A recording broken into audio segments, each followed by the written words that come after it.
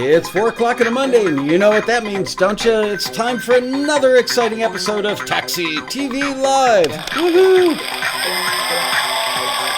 This week, doing Taxi Trivia. Win big dollars on this episode. Maybe win a book or a free membership or free renewal. And thank you, fake band. Thank you, fake audience.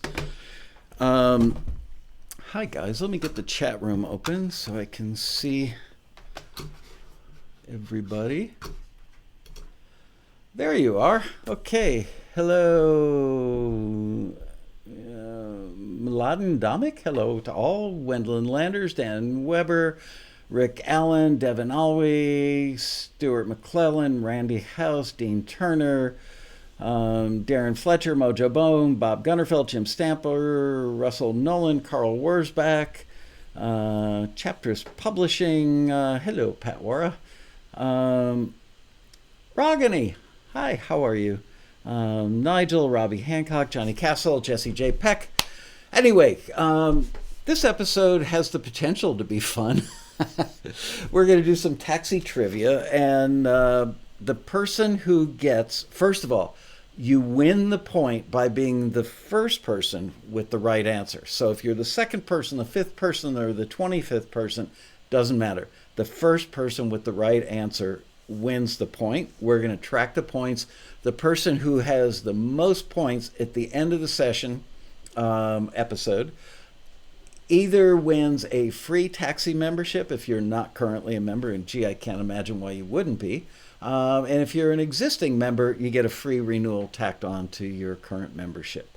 And while we're playing for millions and millions of dollars, I'm joking, of course. Don't call your lawyer when I renege on that later. I'm going to give away a copy of Dean Crepane's incredibly good book, Demystifying the Queue. I'm going to give away a copy of Steve Barden's phenomenally good book, Writing Production Music for TV. And I'm going to give away a copy of Shortcuts to Hit Songwriting, the paperback edition, which, by the way, for all of those people who kept saying, I need it as an ebook, we now offer Robin's book, Shortcuts to Hit Songwriting, in 3 levels. Level 1, Level 2, Level 3. Level 1 is more the beginner stuff. Level 2, a little more advanced. Level 3 is the pro stuff. Altogether, they total about 900 and some odd pages, and you can buy the trio as an ebook for under $30. So check that out at Amazon. There you go. My computer's running hot. If you hear in the background, it's because the software doesn't like my CPU. We're trying to suss that out, but we didn't want to mess up today's show in order to do it. So, all right, are you guys ready to play some Oh, by the way, how was your Christmas and your Hanukkah? Hope everybody had a great holiday. And tomorrow night, New Year's Eve. What are you doing, huh? Want to come over to the Lascaux residence? I'm going to give out the address at the end of the show, and you guys can come over. Actually, we're going to be at Shirelli's house. I'm going to give you Shirelli's address. That would be funny. Have a couple hundred people show up. Okay, so are you guys ready? Randy House Music. Aloha. Are you in Hawaii, Randy? Aloha. Dave Menser. Wow. Do we have that many people in Hawaii? Fantamalonis, hello. Okay, so let us start. Hold on. I might need a sound effect for this. Where is that sound effect? No, this machine. Oh, there it is. And now we begin with this month's Taxi Trivia. All right, the first question is, and remember, the first person to get the answer right wins the point. The person with the most points at the end of the day gets the free membership or free renewal. First question is, in what year did Michael, that's me, start Taxi? Dum dum dum dum dum dum dum dum dum dum dum dum dum dum. And Johnny Castle, you are the big winner. 1992. Randy House says 1981. Nope. Much as I would love to say that was true, it's not. A lot of guesses coming in. 1985, 1998. Peter Rahill says, you guys are quick. That's right. It's like a real game show, Rahill. You got to have your finger on the buzzer and ready to go. I think this episode's going to be over in 20 minutes.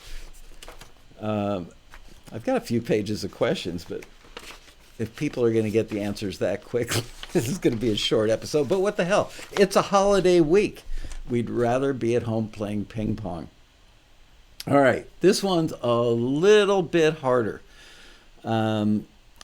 What was my business partner's name? Who was my business partner when I started the company? And I'll give you a hint. He was my best friend in college, and he became a hair cutter. There you go.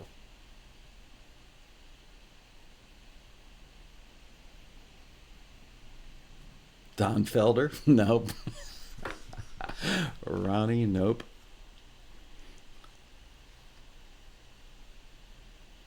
Yeah, I don't see a million pit Ringo Starr. Wendy Lander says, I have no idea. Your best friend in college? That guy. Somebody's going to know the answer to this. RuPaul? No, that's my life partner. Not my business partner. Who was Michael's partner when I started Taxi? I bought him out about 10 or 12 years ago. Rob Shirelli? Nope. Bill, Phil, come on, somebody's got to get this. I mean, the guy was, involved in the road rally. He answered phones here. Many of you knew him. He was actually much nicer and friendlier than I am. Matt Hurt, Tommy Mottola, Barry, Phil Spector, Michael Lloyd. Nope. Oh, you guys are guessing. Don't you guys have Google?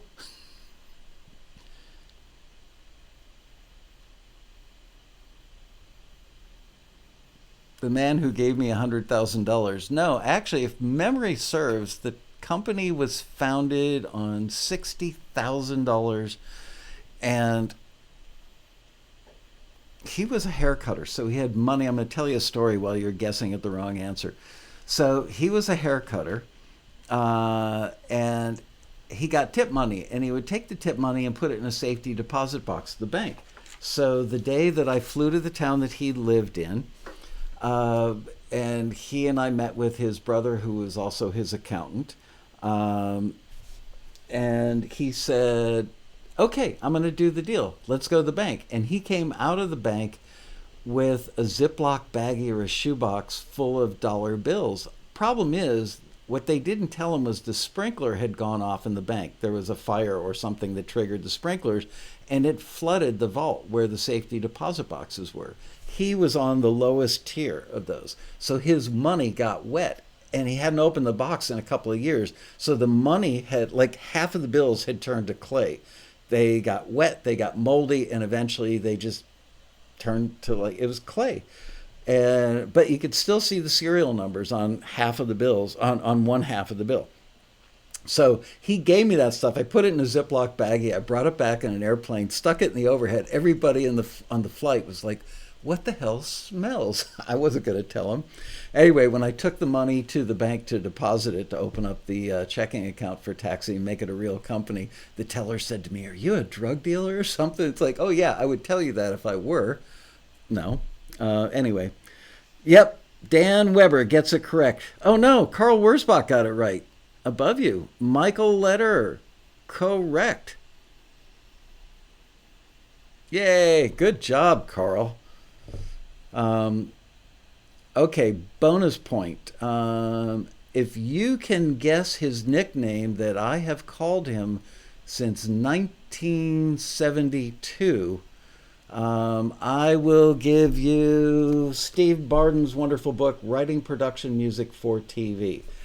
And you've got a minute to come up with his nickname, which I don't think you'll find on Google, but many of us who were close friends with him from freshman year in college Not Mikey. Nope. Up until today, still call him that name, and his wife can't stand it. Leader, master. No, I'm not into any of that weird stuff. You called him Lead Man. The professor, Leadhead, McLovin. I like that. He probably, his wife would have preferred McLovin over the name that we called him. All right, nobody's gotten that one. I'll tell you, his nickname was Jaime. Okay, there you go. Ledbetter. No, but I had a sixth grade math teacher, or freshman year in college math teacher named Mr. Ledbetter. No, it was Mr. Roth. Mr. Ledbetter was my sixth grade something or other teacher. Didn't like Mr. Ledbetter. If you're watching the show, Mr. Ledbetter, you sucked as a teacher. Okay, we're on to question number 3. Wow, this is fun. Are you guys enjoying it so far? The show's going to be over in 15 minutes. All right. This one is easy. Let's see how quickly somebody gets it. Which Los Angeles suburb was Taxi first started in? I know, I ended a question with a preposition, but who cares? Which Los Angeles suburb was Taxi founded in?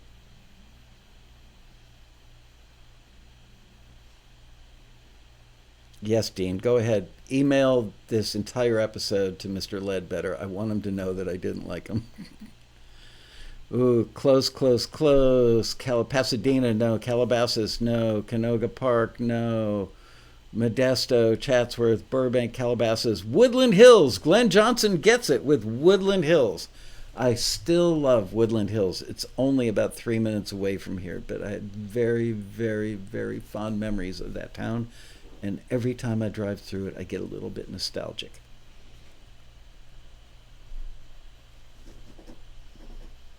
Okay. And the next question. Let's see. This one, all this stuff, I tried to pick stuff that's not really that obscure. I've probably mentioned it on the show at one point or another. And you know me, I've probably repeated myself 10,000 times. So the next question is, what type of building was Taxi started in? What type of building was Taxi started in?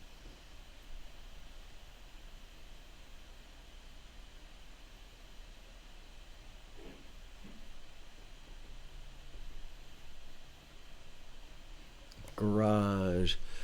Eric Vargas Music gets it. It was started in an apartment. Eric Vargas, congratulations. That was fast. Dean Turner also got it, but you don't win anything, Dean, because you're a little slow on the draw there. Robbie Hancock. Dan Weber says your bedroom. I do remember a day. My wife was going to get a double master's degree at the exact same time I decided to start the company. And she would usually come back home at like 3 or 4 in the afternoon. And there were days when I had screeners there, maybe 5, 6, 7 screeners at a time. And she walked in and there was paperwork, critique forms all over the floor. There wasn't even a path to get in the front door to go to the bedroom. And of course, once she finally did get to the bedroom, there were like 5 screeners sitting on our bed screening music with boom boxes.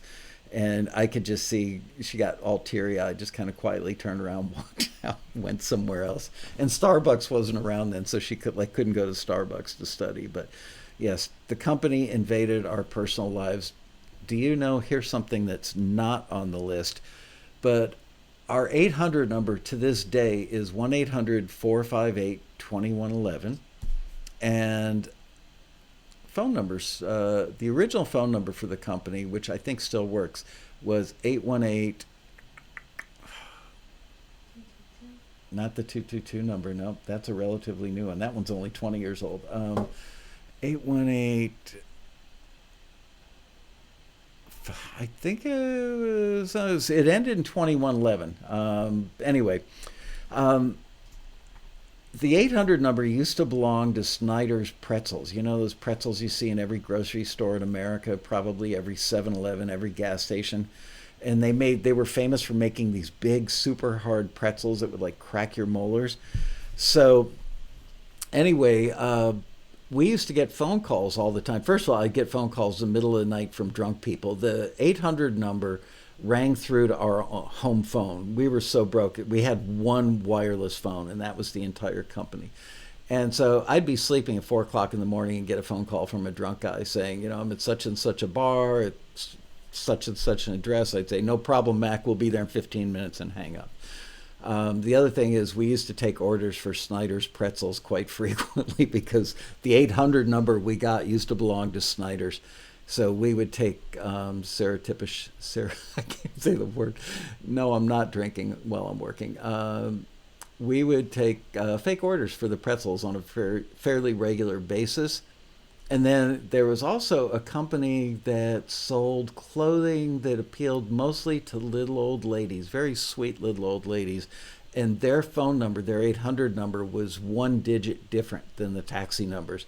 So we used to get calls for years. I mean, probably up until we moved into this building. Ooh, there's a question. What year did we move to Calabasas?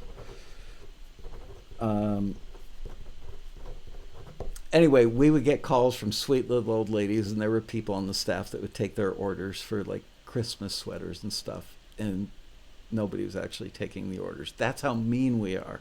We would prank little old ladies. Yep, Snyder's of Hanover. That's it. Those were the pretzel people. So there you go. There is our very sad history, stuff that I'm not proud about, but I will happily tell you on this episode of Taxi TV. Okay, let's see. All right, question number 5. Which famous guitar player was in the first group of Taxi's screeners? Which famous guitar player? I think he's famous worldwide. He was one of our very first screeners at Taxi.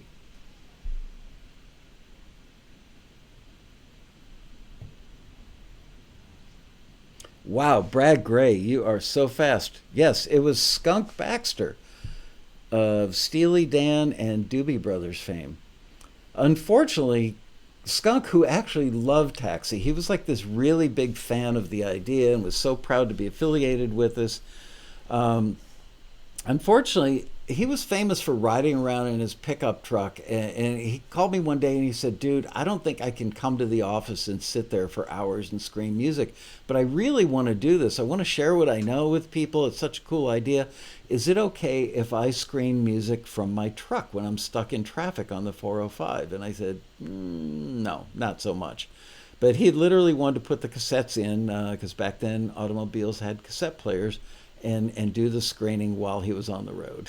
So anyway, no, we did keep in touch for several years, and if we run into each other to this day, he still remembers who I am. And I've got a picture of like the original 5 or 6 or 7 screeners and my partner, Michael Lederer, and I took them out for dinner on the west side at a place called the LA Farm. And I remember when we got the pictures back, because digital cameras hadn't been invented yet, at least not in our world.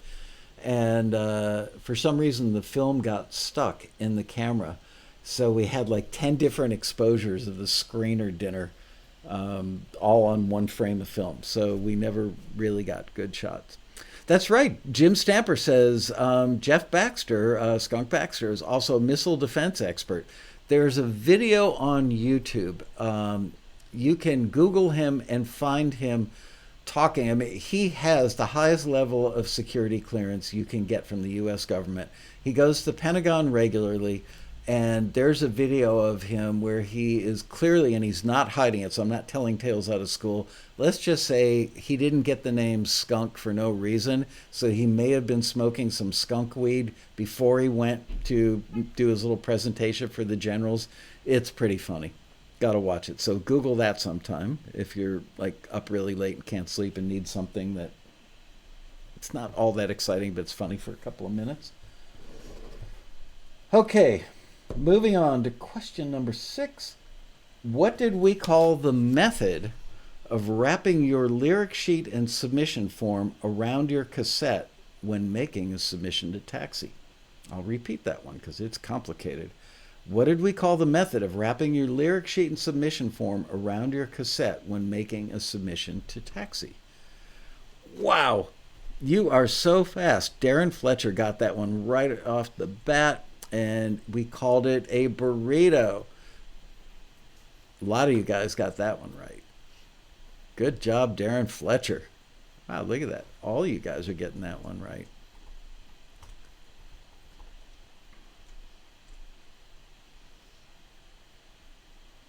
Jim Stamper says, dang it, I was stuck on enchilada. You know, that's the funny thing about Mexican food. It's kind of like sushi. It's always like the same ingredients in just some different form. Like, I'm convinced that like a taco and a burrito, that's the same stuff, just a different shell, right? Enchilada, same thing. It's just flat. Let's see, those little cigar-shaped things, same stuff. It's all the same stuff.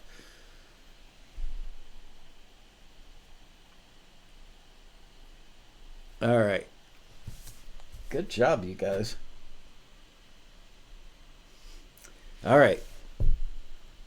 This one, you may know the answer to this.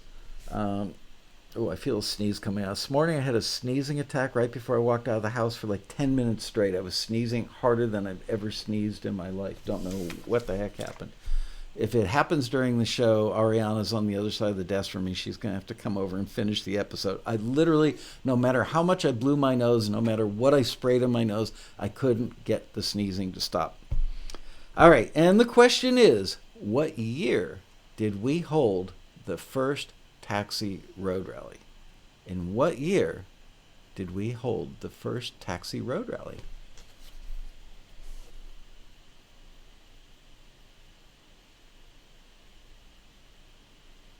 Brad Gray gets it. 1997. How are you guys getting these so fast? Wow, good job, Brad. Other guys are close. There's a lot of 97, 99, 98, 96, 98, 95, 96. What year? Fen Malone, it says November. Good job, Fen. And you spelled it wrong. November. Oh, man. You guys crack me up. 1989, Russell Nolan. The company wasn't even in my head yet in 1989. Where was I in 1989? So we went to an engagement party yesterday morning. Some close friends of ours have a lovely young daughter who's about 30, and she got engaged. So we went, and I don't know, there were like 40, 50 people sitting at a big long table and having brunch, and the guy sitting across from me goes, so what do you do? And I said, I'm in the music business. And he said, wow, have you ever worked with anybody famous? And I said, yeah, let's see. And I rattled off a couple names. And I got to Crosby, Stills, Nash and Young, and he goes, who's that? And the guy had to be like 35 years old. He had no idea who Crosby, Stills, Nash and Young were. I was heartbroken.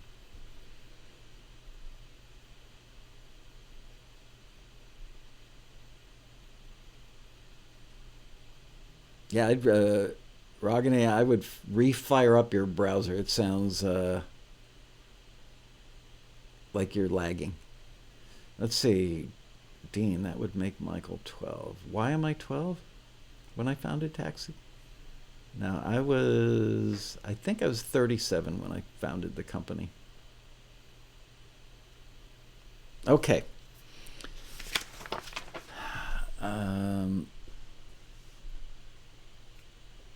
Carl Wurzbach says Crosby, Stills, Nash, and who? Okay, so we determined that the first road rally was held in 1997. What Los Angeles suburb was the first road rally held in? What Los Angeles suburb was the first road rally held in? Fentamalonis was born in 1992. We have staff members that weren't born when I started the company. That's a little scary to me. Century City, Culver City, Modesto, not a suburb of LA. El Segundo, no, but I do like the name of that. Yes, I can see your post, Rogs.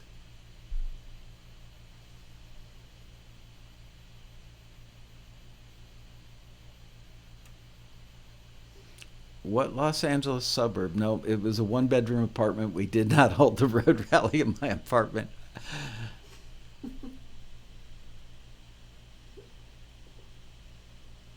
We definitely separated home, at least as far as the public went. The members, although it got to the point where members were dropping off burritos, and they would show up at the front door. That was a little scary sometimes.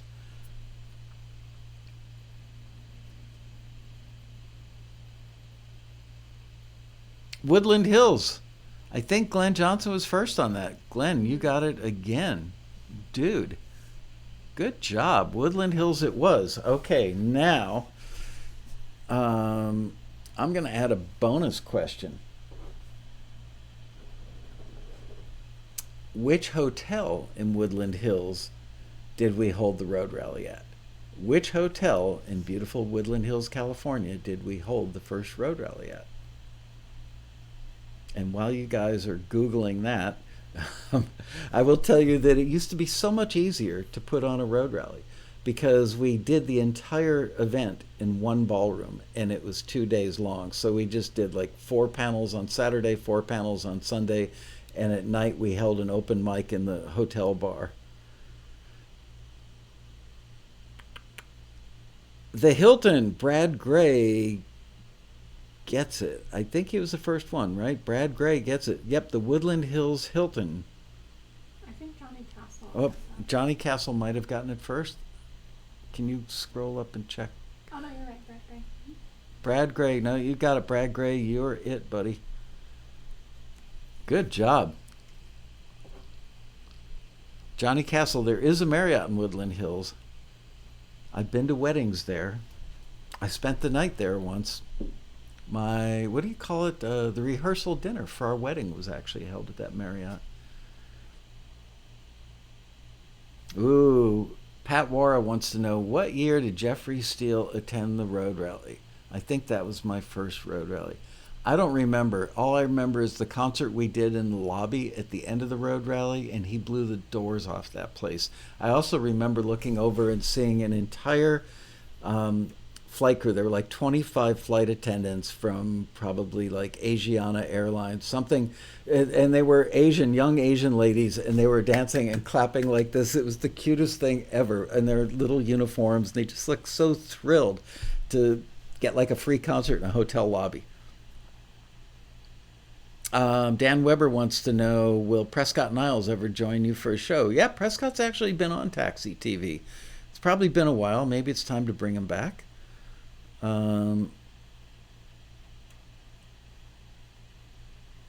Ed Busacker says, please check the burrito answers again. On my screen, I was first. I did. It was Darren Fletcher. She said she did, and it was Darren Fletcher. Sorry, Ed.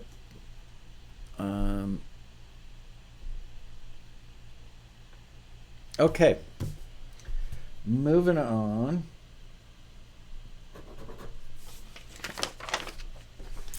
What was the name of the song Kenny Rogers got because of a Taxi connection that resulted in him having his first #1 single in 25 years? What was the name of the Kenny Rogers hit that was... It started with Taxi, ended up with a publisher because of Taxi, and landed in Kenny Rogers' hands for like the third time, and he finally cut it. What was the name of that song? Whoa, man, you guys knew that one. I'm going to make sure. Not The Gambler. I think Fentamalonis got that one correct with Buy Me a Rose. You were the first. Good job, Fen. You may be young, but you're well informed. Okay.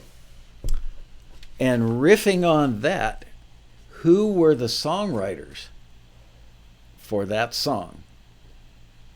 Who were the songwriters for Buy Me a Rose?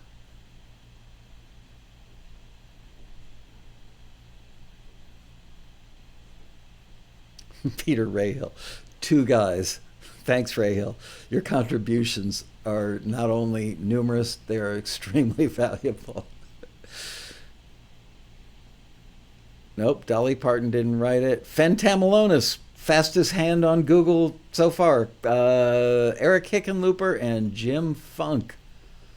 Two of the nicest people you could ever want to meet. Not Jimmy Webb. I wish Jimmy Webb. I've tried twice to get Jimmy Webb to come to the road rally. The guy is booked like 2 years in advance.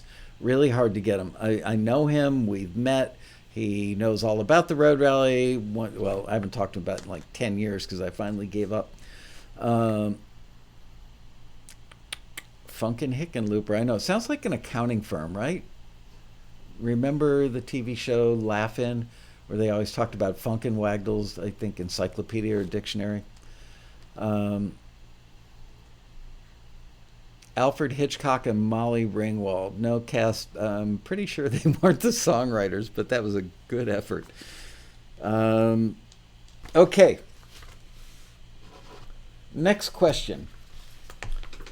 What model year? And this one, by the way, no, I'm not going to give a book away yet. That one got one already, right? No, that one, nobody answered it. Huh? No one answered Oh, no that one question. answered it? Okay. Then this one, once again, is still for Writing Production Music for TV by Steve Barden. And the question is, so remember, the first person who gets this one wins the book and gets the point. What model year is the checker cab that Taxi owns? What model year is the checker cab? You guys are already, not 1956, not 1955. Paul Jacques gets it. 1968. It was a very good year for checker cabs. Okay, and now I'm going to ask you a question that's not on my list, but it doesn't get any more trivial than this. So congratulations, Paul Jacques. You have won this incredibly good book. And you got a point. So now, let's see who can get this right. What tool do you use to change any of the body panels on a checker automobile? What tool can you use to change any of the body panels on a checker car, automobile?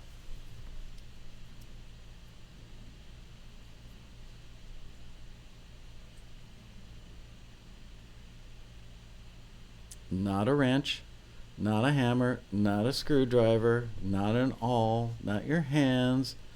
AAA app. Screwdriver, hammer, 9/16, crowbar, screwdriver. Everybody's got, I guarantee you, every person watching the show has this tool. And I'll tell you why why the car was designed that way. Pliers, Johnny Castle wins again. Pliers it was, and here's why. Although I've got to say, I was told this by a gentleman who is the president of the Southern California chapter of the Checker Cab Club of America. The reason that they designed the car so you could change any panel on it with a pair of pliers was because the vast majority of checkers were used as taxi cabs. So driving in New York City, for instance, I know this from personal experience. Almost any time you drive in New York City, you're going to get a little side swipe. Happens all the time. I would get rental cars a lot of times, and I can't tell you how many rental cars I brought back with yellow paint on them. So they didn't want the cabs riding around with smushed in fenders, so they actually made it so that any cabbie could go into the garage where they worked, and they could take off a rear quarter panel with a pair of pliers and get another one that was freshly painted yellow and put it on in like 15 minutes all by their lonesome. So I don't know if that's urban legend. I think I actually looked that up online and found out that it was true. There's a great movie with Richard Pryor and somebody else, can't remember who else was in it, and it was a movie about two guys who worked at the Checker automobile plant in Detroit in the 80s, and they did a lot of partying. They were abusing a lot of inhalable drugs, if you catch. And I'm not talking like Bill Clinton inhalable. I'm talking about Richard Pryor. What did Richard? What? Blue collar. Blue collar. Very good. Gene Wilder and Richard Pryor. Yep. In a movie called Blue Collar that was funny and depressing and had lots of drug abuse in it all at the same time. It's a classic. Just saying. Not as classic as Caddyshack. I think we had somebody on the staff the other day that said, Ariana, have you ever seen Caddyshack? Mhm. Good. She gets an A. She's seen it. Somebody, was it Bria that said she hadn't seen Caddyshack? How can you be alive and not have seen Caddyshack? Possibly the greatest movie ever made, right?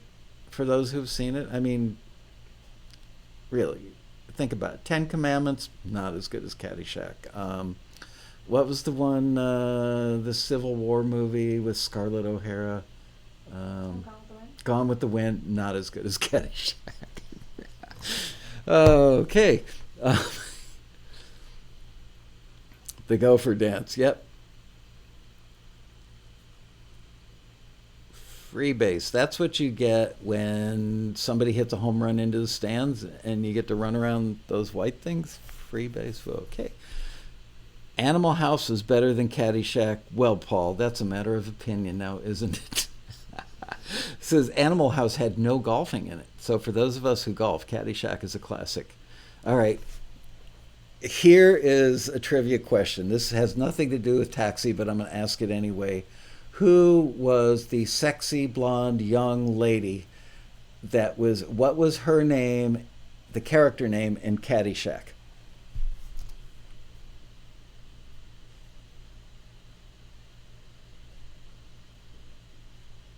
She was the apple of Bill Murray's eye.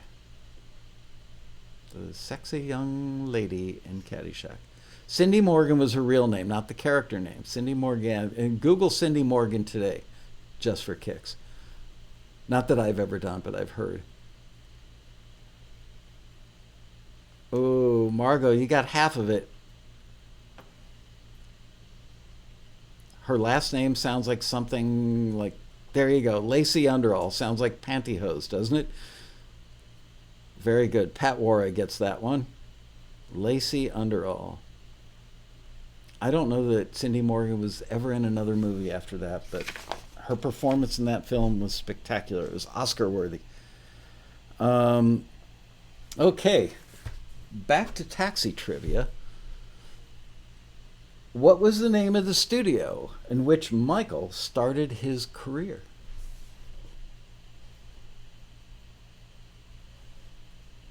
What was the name of the studio in which Michael, that's me, started my career?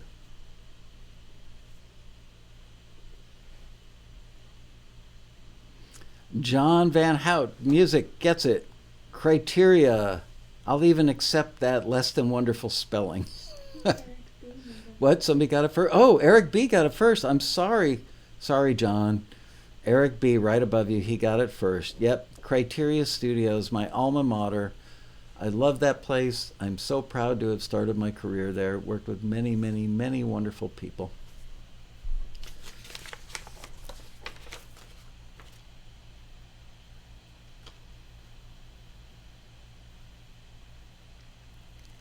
And I was going to ask you, I'm not going to do this question because I think a person or two already spilled the beans on this one. But this is, I'm just saying it rhetorically now. This is not for any points. It was in Miami, Florida. The sun and fun capital of the world, by the way. Okay, so the next question, which is a valid question, and it is for points. How old was Michael, meaning me, when I got that job? How old was I when I got my job at Criteria Studios in beautiful Miami, Florida?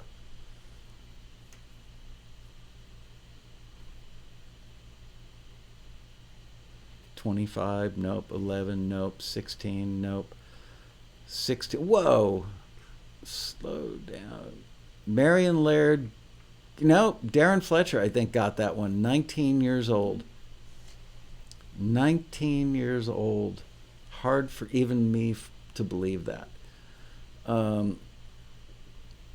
I just went, I know I've mentioned this on the show before, but I've got a lot of time to burn today, so you're going to get a story. Oh, actually, you know what? I'm not going to tell the story because there's a question later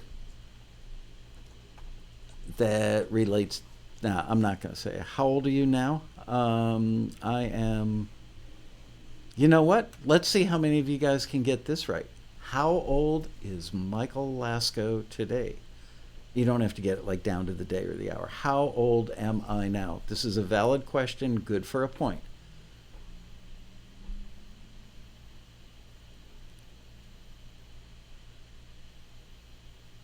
It looks like McCall Music. Deb and Keith got it. I'm 65 years old. That is true. RKR has the best guess so far at 39. I like you. Yep. I'm 65, so I have been in the industry. Do the math on that. Is it possible I've been in the music industry for 46 years?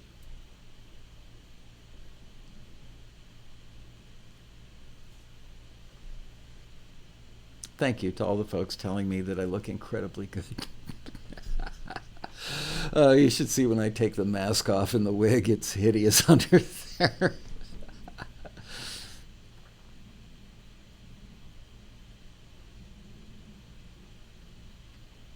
Do you ever get tired of music? I've got to be honest. Yes. I will admit to, I love music. I really do. I'm passionate about it, but it's extremely hard for me to just listen to a song and not listen to it as an engineer, as a producer, as a taxi screener, as an A&R person. There are moments, there are times that I've been in my car and cranked up the radio and heard a song and went, wow, what a great song. I just loved it for what it was. But I would say like 98% of the time when I listen to music, I'm listening going, I can't believe the producer made that choice over this choice, or I can't believe the engineer didn't notice this sounds like crap, or I can't believe they didn't pull a better vocal out of that vocalist in the chorus, or I can't believe that they did, whatever it is. I'm always picking music apart. It's occupational hazard. That's what it is. Okay.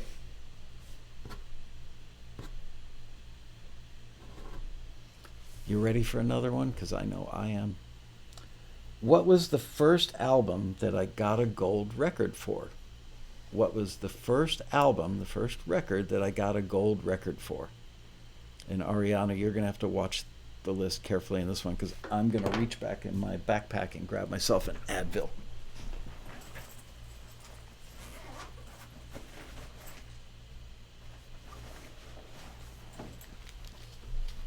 How many Advil are in this bottle? Charles Wilson was close, but you're wrong. Oh, Darren Fletcher got it. Darren, you are on fire, dude. Firefall. I did work on Ballroom Streets. I did work on Comes a Time. Funny, I was in the A&R office here at Taxi, I don't know, a few weeks ago. And we were searching for something and found two albums that I worked on that I had literally forgotten. There's a band called The Reds and another band I can't remember from the UK. I just don't even remember their name. But I want to say the Reds were from Philadelphia. And Mike Thorne was producing them, if I remember correctly. He was the guy that did Tainted Love, and he actually tracked me down and asked me to engineer that record. And as much as the guys in the band were sweet, and I enjoyed working with Mike Thorne, but I got to tell you, it was the most boring record in the world to work on, and here's why. Is Mike Thorne, the Tainted Love guy, had a synclavier. For those of you who know what a synclavier is, a very fancy and expensive keyboard-driven sampling device back in the day. And so even though this band, I hope I'm not confusing them with the other band from the UK, but I think it was the Reds from Philadelphia, Mike Thorne producing, and they had a great vocalist. The bass player played an upright bass. Mike Thorne sampled every drum, every note on the neck of the upright bass, and basically the entire record came down one wire into the patch bay and onto the tape machine, a track at a time from the synclavier. It was lifeless, cold, boring, and the poor guys in the band would just sit there in the control room like trying to stay awake, and I could just see it on their faces. All they wanted to do was go out in the room and be a band and play. But nope. Wow, Charles Wilson says, yep, I remember them. You might be the only guy that bought that record, Charles. I didn't remember him, and I worked on the record for months, if I remember correctly, and I still had totally forgotten about it until like 6 months ago.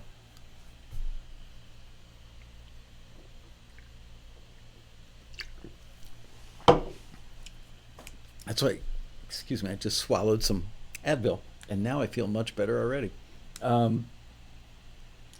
Yeah, all music. It's funny. I can go, like, I look at it like once or twice a year, and every now and then something pops up on there and go, oh, I can't believe that they just found that out now, and I can't believe I didn't remember working with that band. The X-Files use that? They use what, a synclavier or the band The Reds? WrestleMania, the soundtrack? Gidget at the Beach? What the hell are you guys talking about? Anyway, okay, moving on.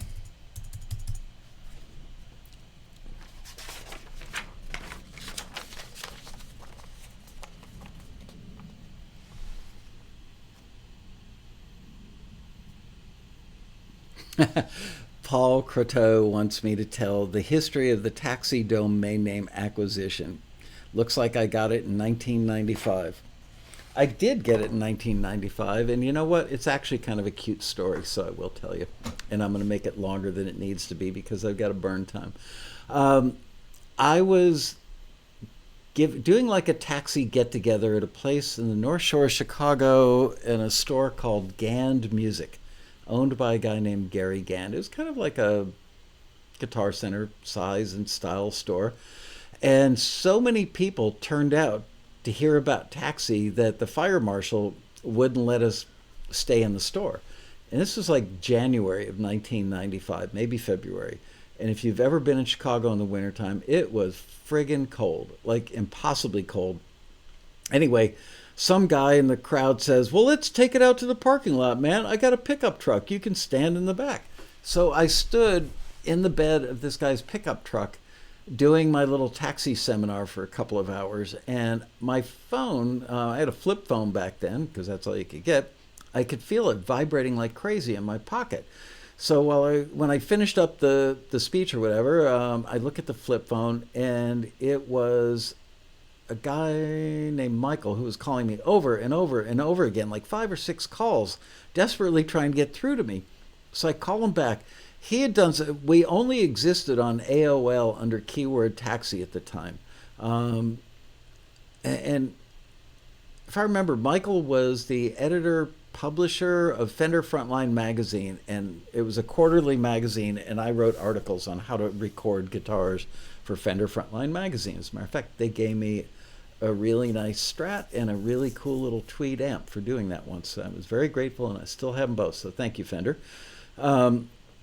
Anyway, this guy's calling me up, and he goes, there's this new thing, and it's called the internet, and you've got to have an URL. I was like, what the heck are you talking about? What do you mean, an URL? He goes, it's a URL, and you've got to have one. And I said, well, what is it? And what, like, I knew nothing. And he said, no, you've got to get an URL, and it's got to be taxi.com. And I said, okay, well, can you just use your credit card and get it? I'm flying home tomorrow, and I'll reimburse you. And he goes, it's not that easy. Somebody else already owns it. And I said, who? And he goes, well, you're lucky. The guy who owns it lives in Los Angeles. So I think I actually flew back that night because it sounded really important. So I think I flew back on a red eye. Next morning, I find out that the guy who owns it is an 18-year-old who works at an ad agency on the west side of Los Angeles, and they had a client called Takeout Taxi that was kind of like Grubhub or something back in the day. So I got the kid's number because I could see his registration for the domain name, and I called him up, and I said, hi, my name's Michael, and I want to buy your domain name. I will give you $500 for it. And at the time, I think Taxi had $2,200 in the bank. We were always just like barely alive financially. Anytime we'd get a $300 check, I'd run right to the bank with it. Woo, we got money. Anyway, I offered the kid $500, and he thought about it, and he went, "Nah, I think I can sell it to take out Taxi for more." Now you got to remember, he probably registered the name for like $12 or $30, something pretty nominal back then. He was the first owner, so I hung up the phone. I thought, wow, that guy Michael was like freaking out that I had to have taxi.com. So I called the kid back like 15 minutes later and I said, "Tell you what, kid, I will get a bank check for $2,000 and I will drive it over to West LA. I will be there in an hour." And he went, "Okay." So I went to the bank and I took almost all the money we had out of the account and I drove over to West LA and I met the kid. And we sat down at a computer together and we did the transfer and I handed him the bank check for $2,000 and that's how I got taxi.com. So there you go. A little bit of Taxi lore.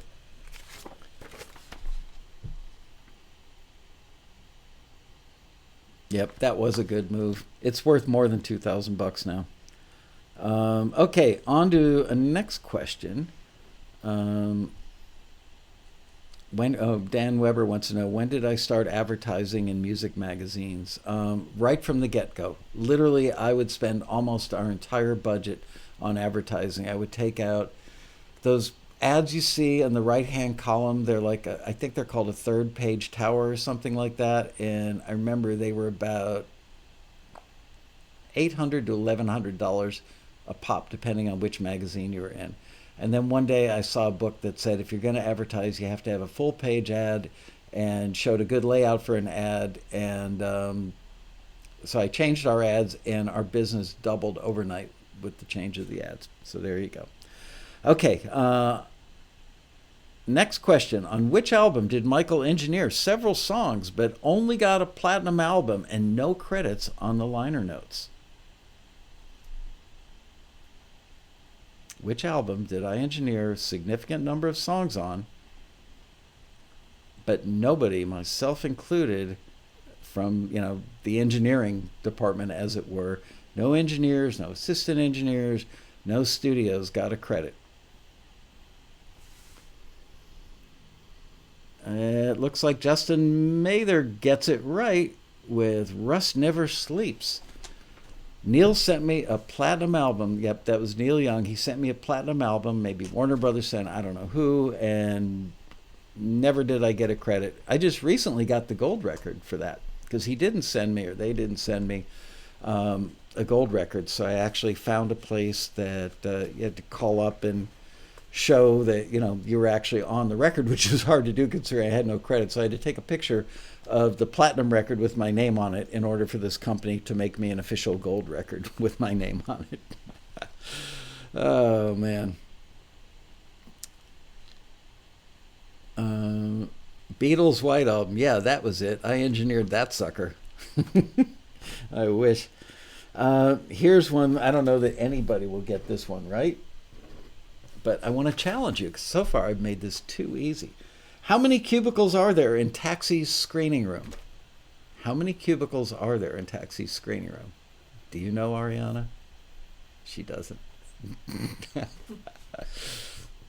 I only know because I had to pay for them.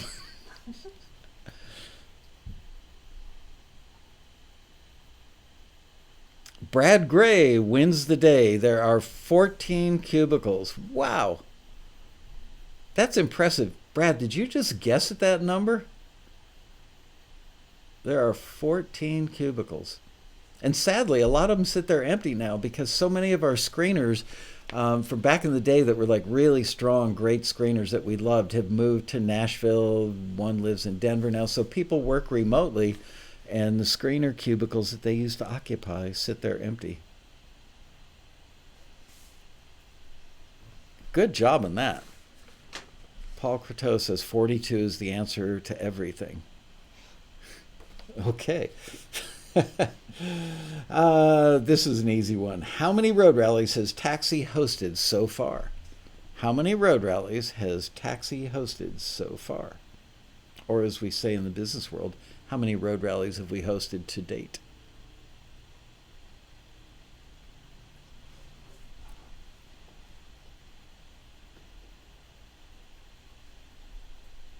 Looks like Darren Fletcher wins another one. 23, first guy out of the gate.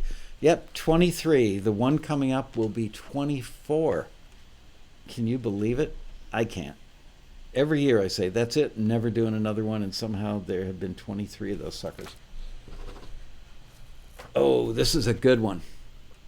You know what? I'm going to give away a songwriting book because this one is about songwriting. Let's give away a copy of Robin Frederick's classic book and bestseller, I might add, Shortcuts to Hit Songwriting, the paperback edition, old school. We can't give away the ebook for some reason. They don't let us do that. So yeah, whoever gets this answer right, first person to answer it, not only wins a point, but gets a copy of Shortcuts to Hit Songwriting. If you haven't read this book, you are missing out. And as always, I'm the publisher. If you get this book and find that it's not wonderful, send it back to me personally in resellable condition, and I will personally refund your money. Other publishers won't do that because they're not cool. We're cool at Taxi.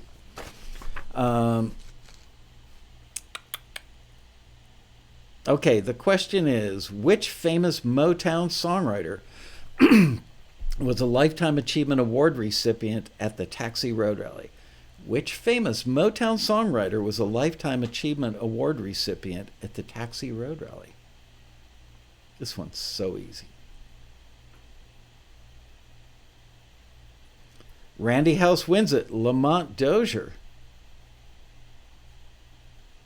That's funny. The first two people who got it right, Randy House and Ann House, was the second person to get it right. Are you guys housemates? Sorry, I couldn't resist. Any chance for a corny joke, and I will take it. I got to tell you, that was one of my favorite interviews at the Road Rally. That's right up there with the Ken Colley thing. And Jonathan Cain, for that matter. I really enjoyed both of those a lot. By the way, the Taxi newsletter just came out today with some great new photos that you guys haven't seen from the Road Rally yet. But yeah, Lamont Dozier, I said to him, where do you get the ideas for your songs? And he said, it's as if God opens up the top of my head and just pours them in there. And you could tell he absolutely meant it, and I believe him. He was such a special guy. A couple days before the rally, my wife and I went out to dinner with Lamont and his wife. And the whole time, I was like a kid in a candy store. He's just... First of all, he's the sweetest guy ever. Second of all, it's like you feel like you're hanging out with Abraham Lincoln or something. I mean, there's just so much history that this guy has seen and been an integral part of. Just fascinating, fascinating. So here's a great short story about that night that Deb and I went out to dinner with Lamont and his wife, Barbara. We were at a restaurant on Ventura Boulevard, I think in Encino, which is where they live. So... we got a seat, I can't remember if it was a booth or not, table, whatever, right up against a window that looked out at the sidewalk.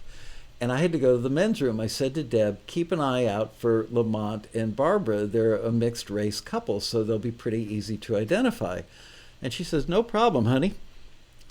I come back from the restroom. My wife is standing up, waving her arms like this at the window, looking out at the sidewalk.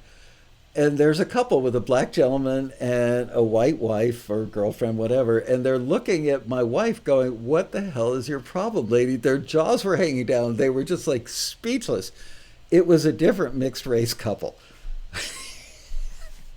The look on that poor couple's face was just awesome. When Lamont and Barbara got there, we told them, they sat down at the table. I think Barbara couldn't catch her breath for a good 5 minutes. She thought it was the funniest thing she'd heard in a long time. Margot Malia Music says, hello, I'm totally new to Taxi. It took me 20 years to sign up. It's never too late. That's right, Margot. We're glad to have you aboard. Excuse me, I'm glad that you joined.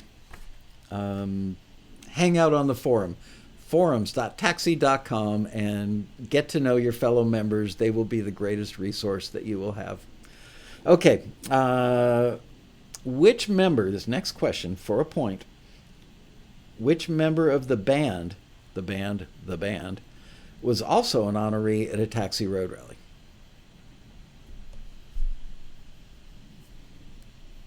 Which member of the band was also an honoree at the Taxi Road Rally?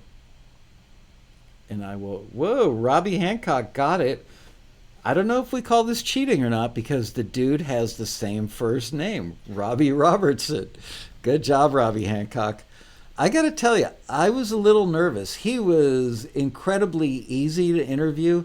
It was really easy. When you're interviewing somebody live on a stage, you have to really absorb their answers. You can't just like let them answer and you're thinking about the next question, because if you don't hear what they say, you may not be able to come back with a comeback or a follow-on question. So you really have to pay attention. So with one ear, you're paying attention to them. And with one of your eyes, you're scanning your other notes and trying to decide in the moment, okay, based on the way he answered this question, should I go to the next question on my list or should I jump down 3 questions because that's more apropos? So you're doing all this calculus in your head while you're interviewing. Robbie Robertson was so quick and so interesting that he totally screwed me up, man. I was nervous to meet him anyway. He's one of the few people that I've ever had on that stage that I didn't have dinner with. I didn't know him beforehand. I didn't have dinner with him. So like the first time I met him was like 3 minutes before we walked on stage. And I've got to tell you, the entire time I was doing that interview, I started out thinking, wow, I can't believe I get to interview this guy. 5 minutes into it, I thought, I look like an idiot up here, and I hope he doesn't realize that I'm totally butchering this interview. Afterwards, he walked up to me backstage and gave me a hug, and he said, that was one of the best interviews I've ever done. Thank you for asking such good questions. So you know what? Even an old veteran like Robbie Robertson doesn't know it when the guy interviewing him has totally blown it. So there you go. Yes, he is Canadian. Great guy. Okay, moving on. You've got to be a really old Taxi member or one that's been around for a very long time to remember this. What was painted on the chest of the fully naked guy who stood up in the ballroom at the road rally? Yes, a guy actually stood up at the road rally. We weren't at the Westin yet. We were still at the Renaissance Airport Hotel on 96th Street in Los Angeles. And in the middle of like an A&R listening panel, some dude stands up in about the 10th row center section, and he's stark raving naked. I mean, not even socks, totally naked. And he had something written on his chest in 4-inch high letters. We've got photos. I was going to dig out a photo, and then I remembered if I held up the photo, it would be like pornography because there are parts of his body showing. I love you, Michael. Nope. He did not have I love you, Michael painted on his chest. Soy bomb? No. For sale? No. American flag? No. It was words. It was 2 words, I'll tell you that. The first word started with U. The second word started with B. Just crop the photo. Yeah, I could put my thumb over his private parts. Land shark? Nope. Somebody had to be in the room that day. Of course, everybody was in so much shock, they probably didn't even notice what was on his chest. Seriously? Up yours? That would have been awesome. None of you A&R people sign me. Up yours. Useless bum. Wow, Dean, I should almost give you the point for coming up with that one. I don't think anybody's going to get this one. I'll tell you what.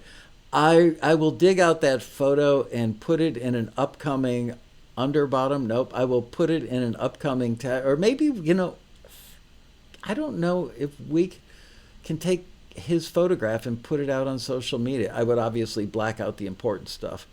He wasn't arrested, but our sound guy at the time looked like the guy on the Bounty paper towel thing. He was like a big lumberjack kind of guy with a beard, big dude. And the sound guy picked this naked guy up over his shoulder and carried him out like a log over his shoulder with his private parts flapping around in the wind. And I remember seeing women on the aisle of the ballroom going like, ew, when the guy was being carried out of the ballroom. It was gross. It was just plain gross. Anyway, it said unknown boy. And you know what? He's still unknown because I don't know that we ever figured out what his name was.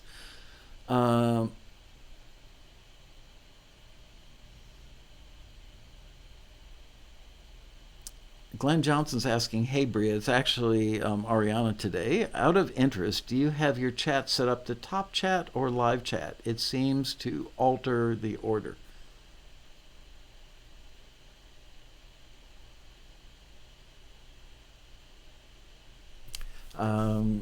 What's your best and worst experiences working with favorite artists of yours?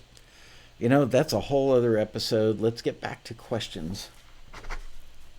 All right, this one I've talked about numerous times on the show. Ariana will know the answer to this because she and I were just talking about this, I think, like a week or so ago. Which single song does Michael think is the best performed, engineered, and best produced song of modern musical history? Which single song does Michael think is the best performed, engineered, and produced song in modern music history? Darren Fletcher gets it. Asia by Steely Dan. Wow, you guys actually pay attention when I say stuff on the show? Yep. Asia. Love that. And if you're not extremely familiar with the song, listen to it. About 2/3 of the way through, Steve Gadd actually hits his sticks. I think he was like crossing over and whacked his sticks in time, and they just left it on the record. Barbie Girl, yes, that's my second favorite one. And what's the other one that I love so much? Friday by Rebecca Black is among my favorites. And Baby Shark, that's another one that I listen to incessantly. I just love the vocal on that one. Not Adriana, Ariana. But we only try and associate with people that have similar letters in their names. Adriana was here last week. Adriana Lisette was here with her daughter, who was adorable, and brought me lemon cookies. She was a sweetheart. Asia by Greasy Pan. There you go, Cass. All right. This one should be easy. And it's extremely rare that we ever give out a screener number, so consider yourselves lucky. Who was screener number 12?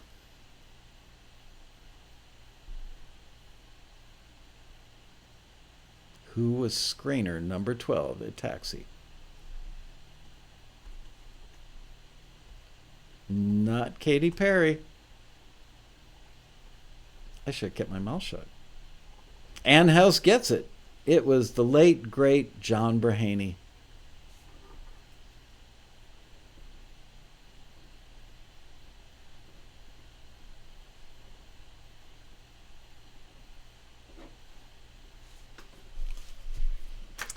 Okay, this one should be fairly easy. Name 2 huge female songwriters who have received Taxi's Lifetime Achievement Awards. 2 huge female songwriters who have received Taxi's Lifetime Achievement Awards.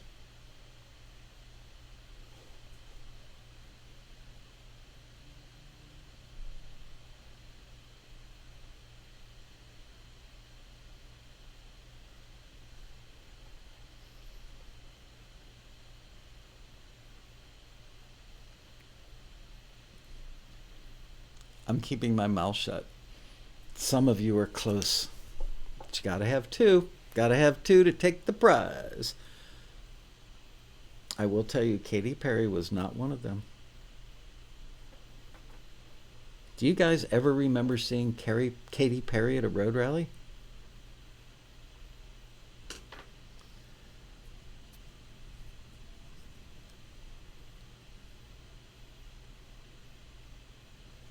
Come on, wake up.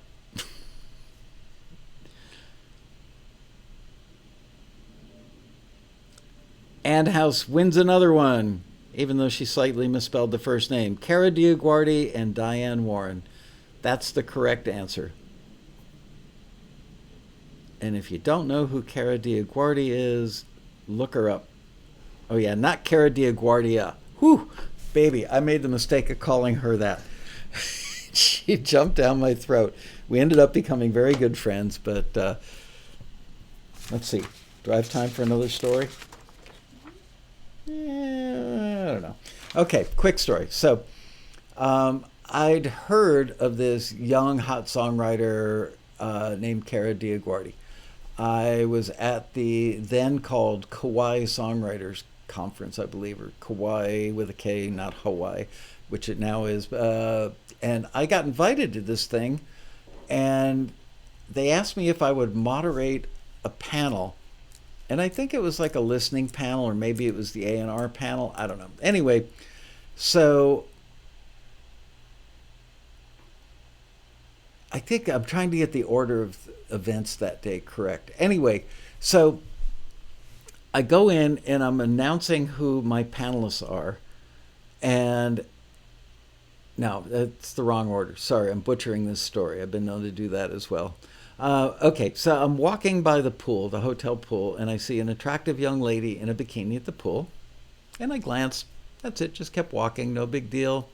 And about 20 minutes later, I got invited to a luncheon. Chris Christopherson was there, and they had a private luncheon for industry people and Chris Christopherson. And it was in a relatively small, like, mini ballroom kind of thing at the hotel. And they had like buffet style set up. So I'm standing in line waiting to get my hotel chicken, and the young lady who was out at the pool was either in front of me or behind me, and she was wearing a bikini top and like a kind of see-through wraparound thing on the bottom. And I turned to her, and being the jerk that I am, I said to her, "Oh, you didn't get the memo? It's dressy." She just looked at me like, "You are such an ass. Shut up." She did not like me. And about an hour after lunch, I was moderating the panel, and in walks the young lady, now fully clothed, and she was Cara DioGuardi, who was really starting to take off as a hit songwriter then. I think her first hit was probably, she had a Kylie Minogue hit very early in her career. Not early in her career, but that was her first early hit. So she had that one and several others under her belt. And I introduced her as Cara DioGuardia. And she stood up and looked at me and she said, "Listen, if you're going to moderate the panel, you should at least be able to pronounce the names of your panelists correctly." It's like, oh man, I was so embarrassed. But that was her revenge for me making the snide remark about her being dressed a little informally at the luncheon. Anyway, we talked after that, and it took a little while, but we became very good friends, and I still count her as a good friend, and I know how to pronounce her name correctly now. So thank you, Cara, for setting me straight. What year? Boy, if you guys don't get this one, what year did Taxi start broadcasting Taxi TV episodes?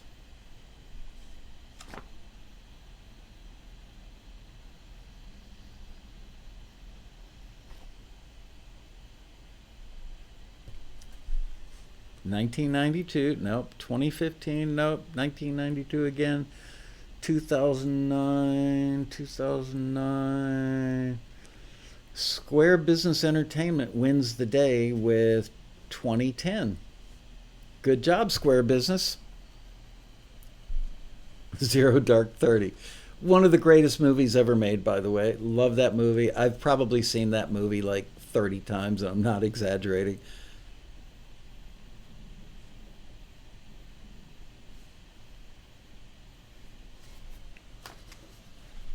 Okay, a related question. What video broadcast service did Taxi TV start broadcasting on? What service did we use prior to moving over to YouTube? What was the name of the Robbie Hancock wins it? Ustream, which I just slipped and almost said. Ustream. My, how far we've come. Do you remember how sketchy the service was back then? Oh my goodness. It was painful.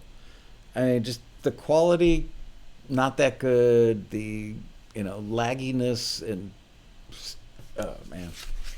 I remember poor Marion Laird, between her slow modem, her slow internet connection, and her dodgy computer and our dodgy broadcaster. Poor Marion was always like about an hour behind on everything.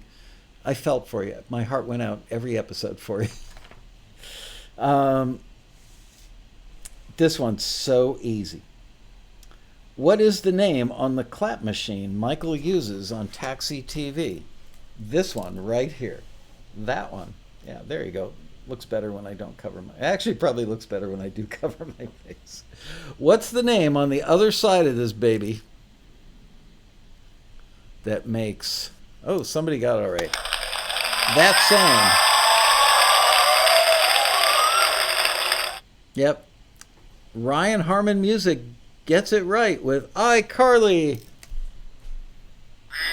There you go, iCarly. Priceless piece of gear. They don't, this one has tubes. Now they're solid state and they don't sound that good. Okay. Nope, I don't use the yellow one. Dan Weber says we are now officially taxi nerds. Yes, you are. But I'm the chief taxi nerd, so there you go. This one I mentioned on the show recently, probably a couple times right before the road rally. Which part of our 1968 Checker cab did we have to get repaired prior to this year's road rally? Which part of the 1968 Checker cab did we have to get repaired before this past year's road rally?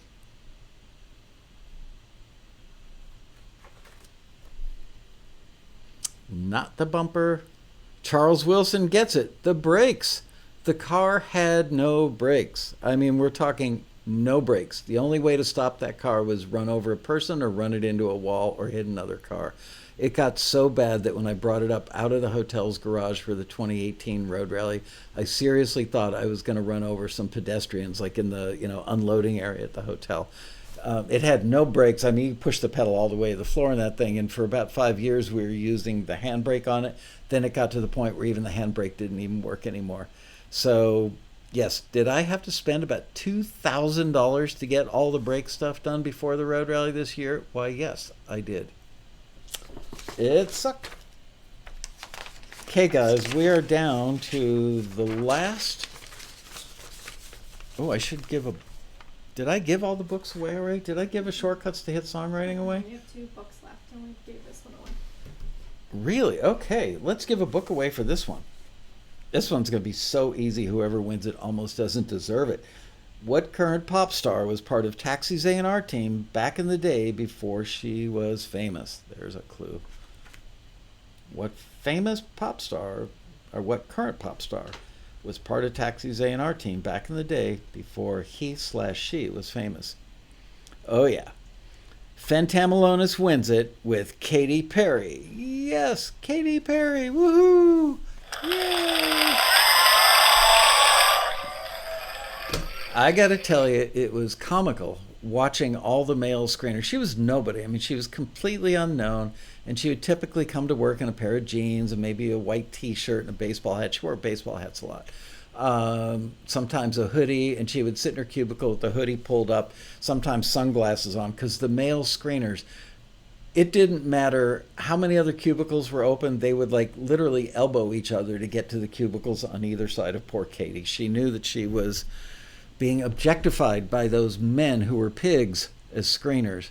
And she was actually a good screener. She started out doing gospel stuff. Ooh, I should have made that a trivia question. What genre did Katy Perry screen for Taxi? She screened gospel. Eventually, we found out that she could do pop, and she did pop as well. And then she said something in the press about, who was I to screen music and judge their music when I thought mine sucked as well, or something like that. Hers didn't suck. Anyway, Fen, do you have this book yet, Demystifying the Cue? Because if you do not, you now get a copy of it for getting the answer right on that one so quickly. Her dad was Church Perry?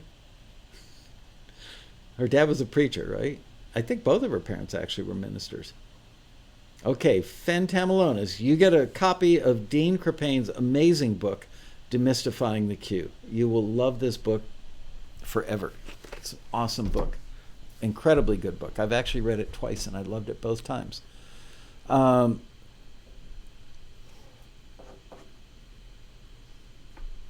Yep, he was a minister.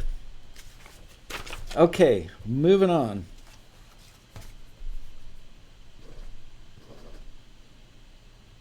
I'll be shocked if anybody gets this right. Who was screener number one? Who was screener number one?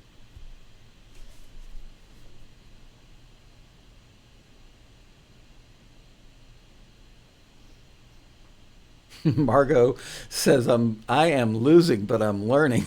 There you go. Oh, you guys are so wrong. Everybody's saying it was you, Michael. No, it wasn't me. Yoda. There you go. Not Michael Lloyd. He's never been a screener. Rob Shirelli was a screener. Mrs. Lascaux, nope, she's not qualified.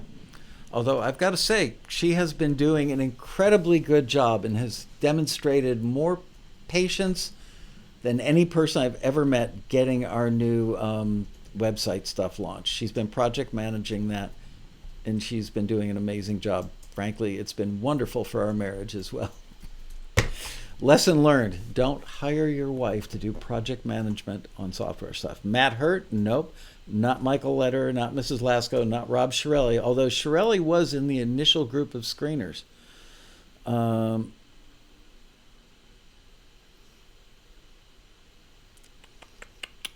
dog from Frasier, no, but I love that dog. Robin Frederick, nope. Carl Wurzbach says, the website is something else, nicely done. We're currently working on the stuff that the screeners deal with now, their view of what they do. Darren Fletcher. Dude, you are on fire. Darren Fletcher wins it with nobody was screener number one. And I'm going to tell you the answer. I don't think I've ever publicly disclosed this before. The staff knows. The reason there was no number one was I built the database using FileMaker Pro. I went out and bought a book and bought the software for FileMaker Pro, and I built a database, and it looked horrible, but it worked okay. And when I tried to set up the screeners and assign numbers to them, I blew the first record. I hit the enter button on the first record, even though there was no name in it. And I said, oh, screw it. I'm not going to go back and figure out how to edit it. So screener number one was blank. And I can't tell you anything else because we never give out screener numbers unless the screener sadly has passed away. Oh, this is a good one. And I know I've talked about this on the show. And everybody in the industry has copied me, but I was the first. Which company did Michael borrow the phrase broadcast quality from? Which company did Michael borrow, in other words, I stole it, the phrase broadcast quality from?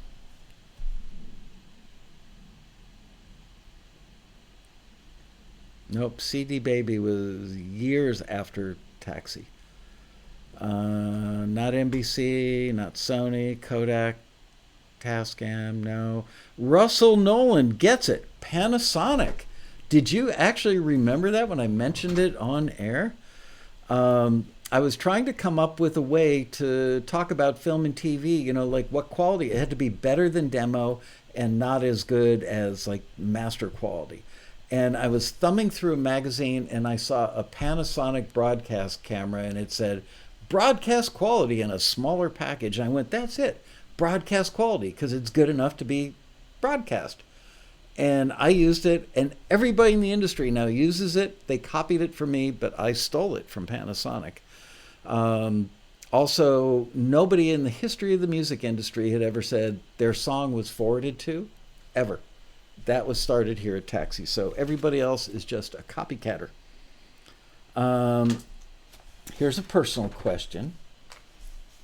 How many children does Michael have? And these are the ones that I know of, okay? Just the ones that the ones that I've paid for college for. Let's put it that way. How many children does Michael have? Wow, you guys are good. Darren Fletcher, 4.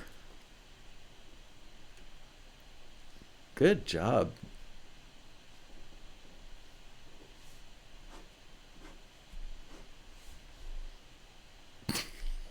This is not a real question. What is Michael's favorite type of dog? I actually do have one, but I don't think I've ever mentioned it on the show. Nina Harris says, hi, Dad. Hi, Nina, 5th daughter. Oh, well, I just blew that one. The next question, the second to the last question was, what are their genders? But I just blew it like an idiot. Okay. And this is the best question of the day. Robbie Hancock says above. I was above Darren there.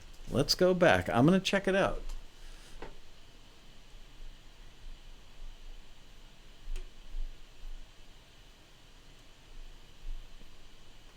Maybe we both missed it. No, I'm looking at my screen right now, Robbie, and it's Darren Fletcher, followed by Square Business Entertainment, followed by Robbie Hancock. I don't know what to tell you, but that's Ariana and I are both getting the same results, and we got to go with this. I know you're not a cheater, dude. I know you. I know you would never do anything untoward, but it's what's showing up on our screen. Okay, the last question, which notice we've got 2 minutes left in this super fun episode that we have all enjoyed. Which famous male engineer / producer did Michael, meaning me, kiss on the lips and cause Eric Clapton to fall off his chair laughing? Which famous male engineer producer did Michael kiss on the lips and cause Eric Clapton to fall off his chair laughing?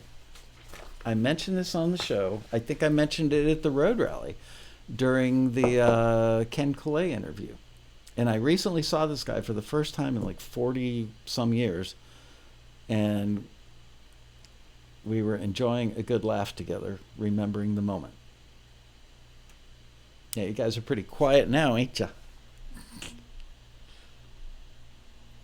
Whoa. Oh, it's because I scrolled up.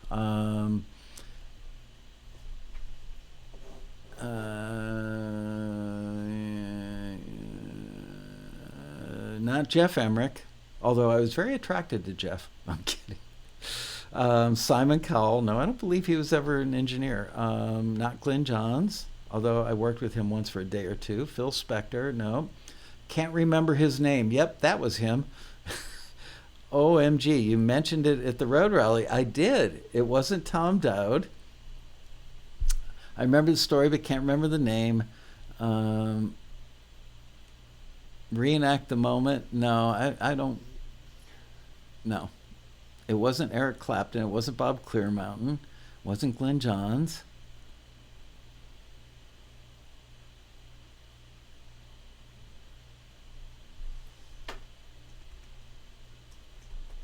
Frank Simzik? No, it was actually Bill Simzik, but that's not the guy I kissed. But I knew Bill Simzik. He was the Eagles engineer producer. Used to see him pretty much every day.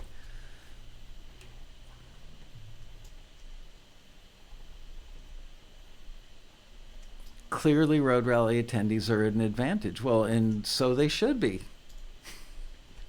Alan Parsons? Nope. Bob Ezrin? Nope. Martin Birch? Wow, you guys know who the good guys are. Greg Ladani? Nope. Eddie Kramer? Boy, you're mentioning them all. Danny DeVito? Nope. Mutt Lang? No, he was a dog.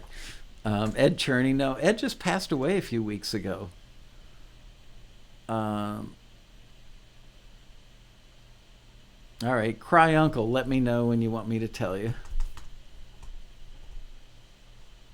Warren Hart. How do you pronounce Warren's last name?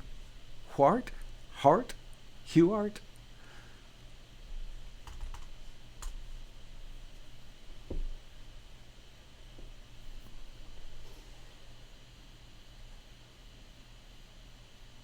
Dan Huff, no. Chris Lord, suggestions are crazy. Jeff Emmerich, Barry Gibb, no.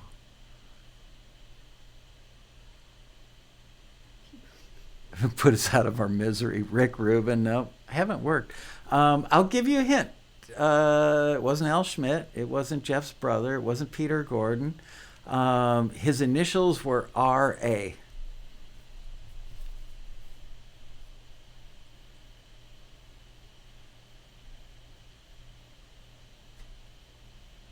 And whoever gets this one right wins a copy of Shortcuts to Hit Songwriting. Todd Rundgren, yeah, because his initials are R.A. Gary Katz, no. Arif Martin. Arif Martin was there. He was in the control room when this happened. I miss Arif. Robert Almgren, nope.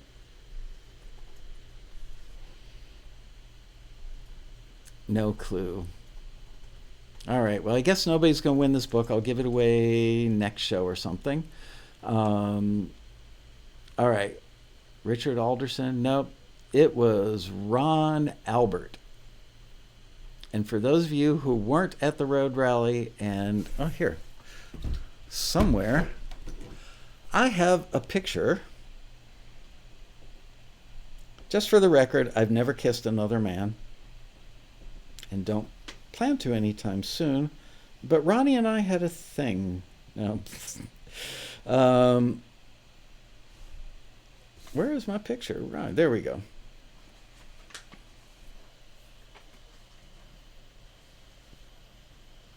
Okay. The guy in the middle. That is Ron Albert. Now, what makes Ron Albert interesting is he engineered Layla when I think he was like 15 years old. His older brother, Howie, was engineering Derek and the Dominoes, the record that Layla was on.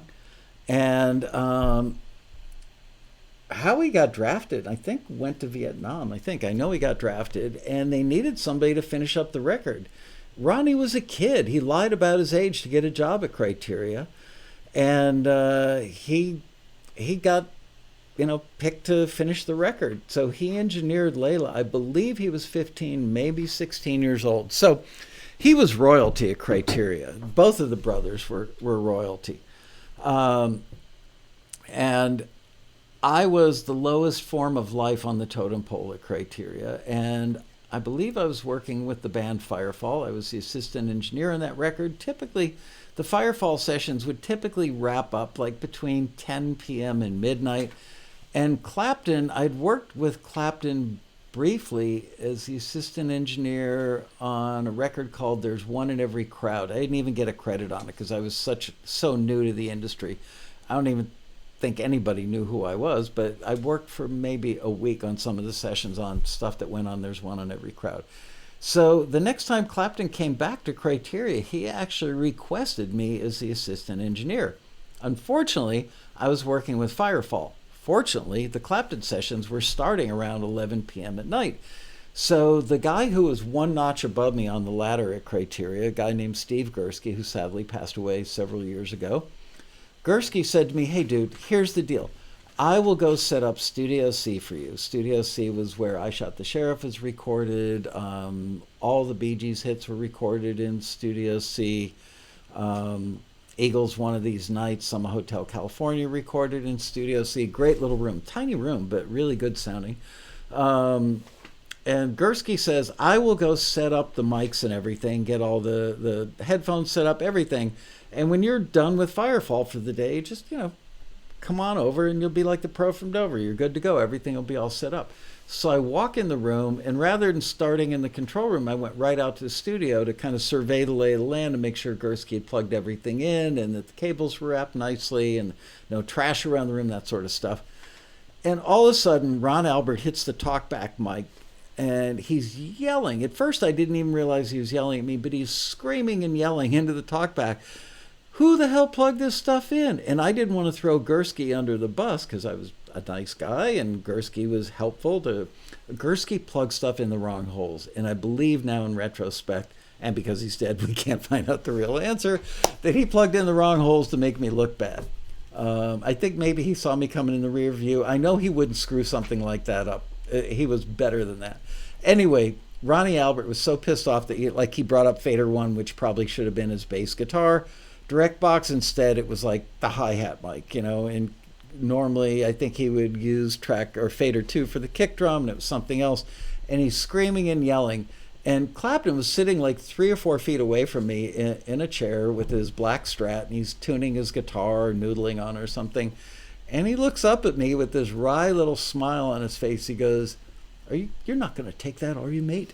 And I went, "I've got to. The guy's royalty around here. You don't screw with Ronnie Albert." And he goes, No.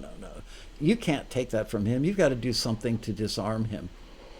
So now I was caught between, Ronnie Albert being pissed off at me and Eric Clapton basically handing me a challenge, and I was like 19 or 20 years old at the time. So I did the only thing I could figure out to do in a moment. I walked into the control room, walked right up to Ronnie Albert, who was sitting there at the console, and planted a kiss right on his lips. I think Tom Dowd was in the room. Arif Mardin was in the room.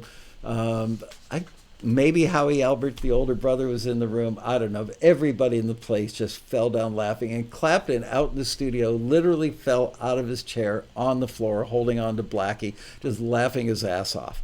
So, yep, that was the only time that I've ever kissed a man on the lips. There you go. So, with that, do you have a total? I'm doing it right. You have one more question that you actually missed. I do? Yeah. What was... Oh, we have a bonus question. We could do the book, because we didn't do the songwriting book yet.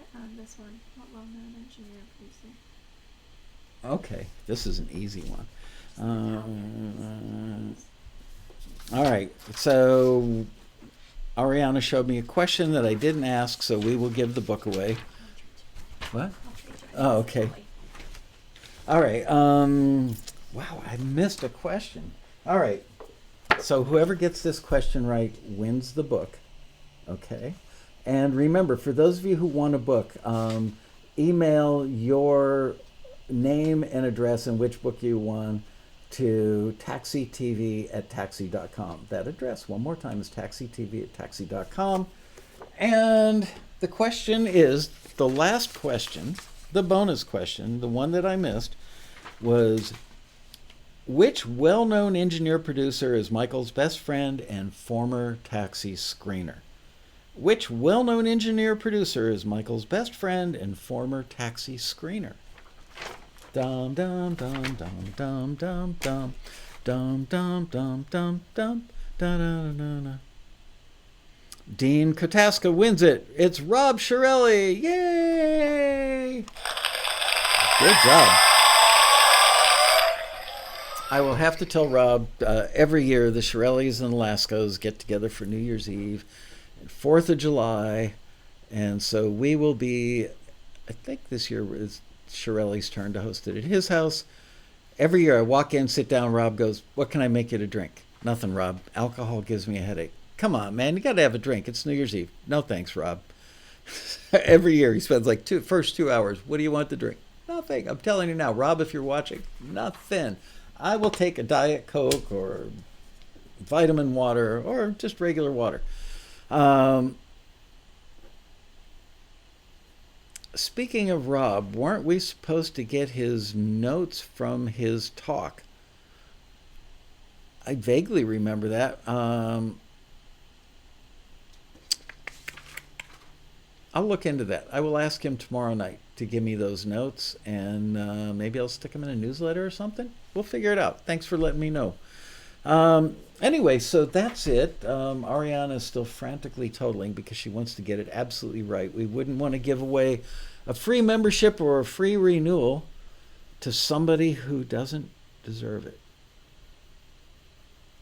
While she's totaling, why don't you guys tell me who's doing the most insanely unusual thing for New Year's Eve? Is anybody climbing, what's the bridge in Sydney, Australia, the Harbour Bridge? Anybody climbing that bridge? Can I take the road rally on the road towards Detroit or Toronto? And the answer, sadly, Brad, is no, because we would have to charge for it.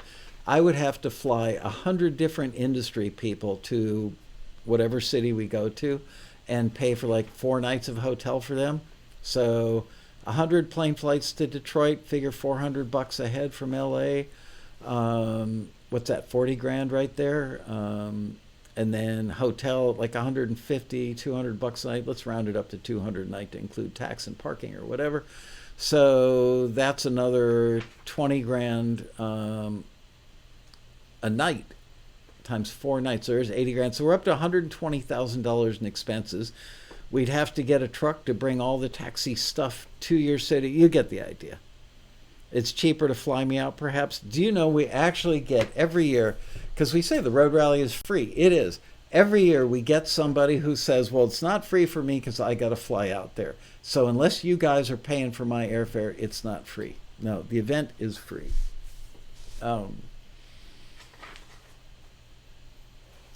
Ooh, Darren Fletcher's going to a pajama karaoke party. That's pretty cool. That sounds fun, actually. Rogany says, LA is a great place for the rally. So grateful you do it for us there. Thanks, Rogs. Hey, Rogs, you're in one of the photos. You and I on stage together holding up the phone so Matt could see the audience. That's actually in the Red Rally photos. So go to the taxi website and click on newsletter and you will see yourself.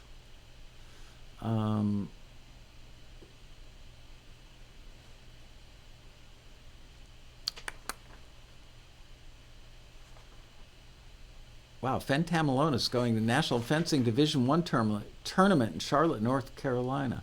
I'll be competing in the Olympic trial. Won't win, but we'll have fun. Well, with an attitude like that, dude, come on, you could win. That is cool. I've always wanted to learn how to fence. And I don't mean like fencing jewelry. I mean like, fencing. Windchime says, you work so hard, Michael. Thank you. Thank you for noticing. Excellent show. Thanks to all who put it together. Thank you. LA is a direct flight from Maui. I have a photo of Roggs and Michael during the after rally much needed shoulder massage. Yep, every year when Rogany's there, she is an incredible masseuse, and she sits on the back of the couch in the lobby and has me sit down below her, and she gives me like a shoulder and back rub for like an hour. This year's was, she always gives a great one. This year was mind-blowing.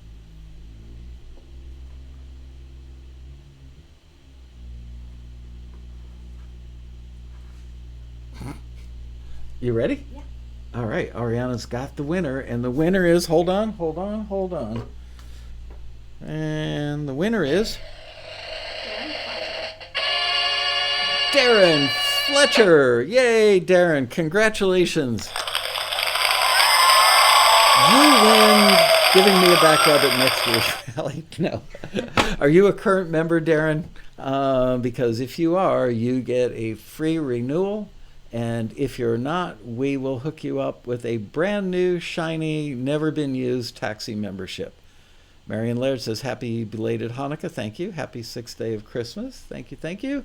Darren Fletcher, where are you? I think you're a member. I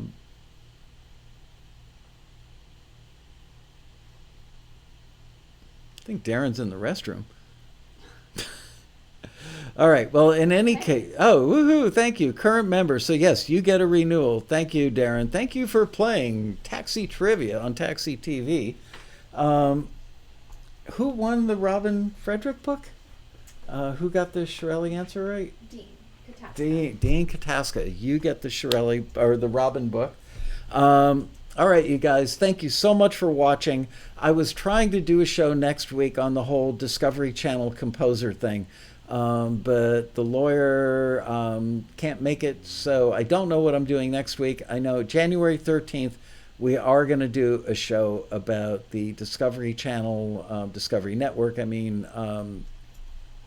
composer thing, and probably other music industry related questions, because we will have Erin Jacobson, who's a really fine person and a great music attorney, will be joining us for this show. Just booked her a couple hours ago. So thank you, guys. See you next week for God only knows what. have a great 2020. Don't drink and drive tomorrow night, okay? Do not do that. Stay home and get faced. Love you guys. Bye. See you next week for another exciting episode of Taxi TV Live. Taxi TV Live. Bye. Such a